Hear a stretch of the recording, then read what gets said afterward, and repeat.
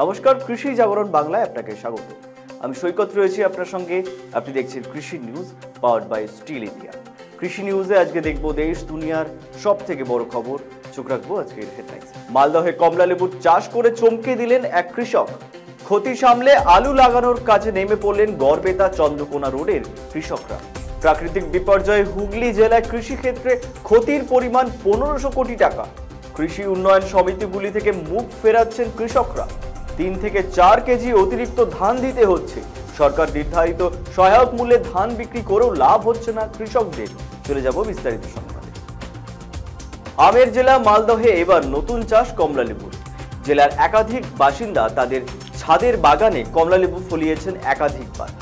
এবার জমিতে কমলা লেবু চাষ করে চমকে দিলেন পুরাতন মালদহের মনসাভাষা গ্রামের কৃষক দীপক রাজবংশী।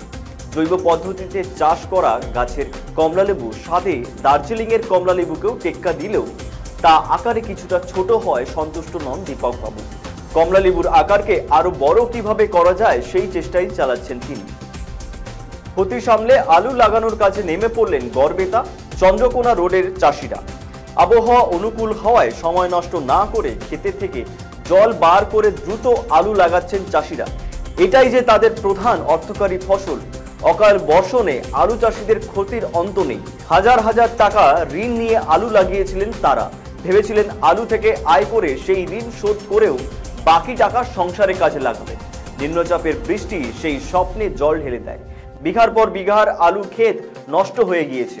আর্থিক ক্ষতির মুখে পড়েছেন চাষিরা।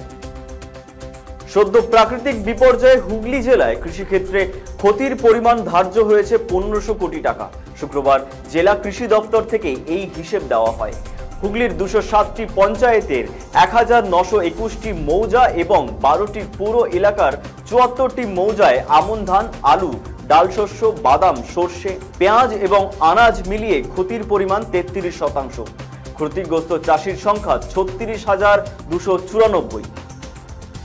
কয়েক বছর আগে পর্যন্ত প্রাকৃতিক বিপর্যয়ে চাষ নষ্ট হলে হুগলি জেলায় চাষিদের বড় ভরসা ছিল সমবায় কৃষি উন্নয়ন সমিতিগুলি। সহজে ঋণ, সার ও বীমা মিলত। কিন্তু এখন বেশিরভাগ চাষি সমিতি থেকে মুখ ফেরাচ্ছেন, কারণ না মিলছে প্রয়োজন মতো ঋণ, না অন্য কোনো সুবিধে। এমনটাই অভিযোগ কৃষকদের। নিম্নচাপের বৃষ্টির পর 8 দিন পার হয়ে গিয়েছে। হুগলি জেলায় আলু, ধান ও আনাজ চাষে ক্ষয়ক্ষতির হিসেব বৃহস্পতিবার পর্যন্ত দিতে পারেনি কৃষি দপ্তর।